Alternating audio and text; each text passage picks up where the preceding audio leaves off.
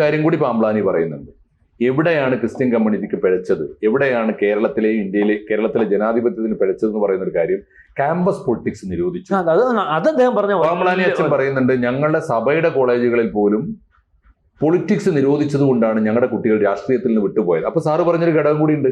അതുകൊണ്ടാണ് മുഖ്യധാര പാർട്ടികൾ ലെഫ്റ്റ് ആയാലും റൈറ്റ് ആയാലും SFIയിലായാലും KSUവിലായാലും ABVPയിലായാലും ഒന്നും ഈ ക്രിസ്ത്യൻ കമ്മ്യൂണിറ്റി ഇല്ലാതെ KSC എന്ന് പറഞ്ഞ അവരുടെ സംഘടന ഉണ്ടല്ലോ, അതുപോലും ദുർബലമായി പോയത് ക്യാമ്പസ് പൊളിറ്റിക്സ് നിരോധിച്ചത് കൊണ്ടാണ്. അത് നിരോധിക്കാൻ പാടില്ലായിരുന്നു എന്ന് പറയുന്ന ആദ്യത്തെ അത് വളരെ ദീർഘവീക്ഷണത്തോടുകൂടിയുള്ള സംസാരം.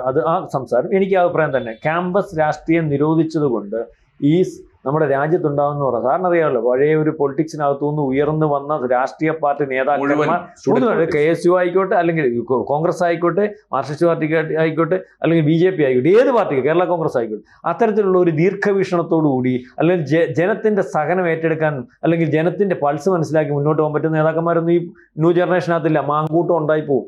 മനസ്സിലായി. കൂടുതൽ വാർത്തകളും വിശേഷങ്ങളും നിങ്ങളിലേക്ക് എത്താൻ ABC മലയാളം സബ്സ്ക്രൈബ് ചെയ്യുക, ബെൽ ബട്ടണും അമർത്തുക.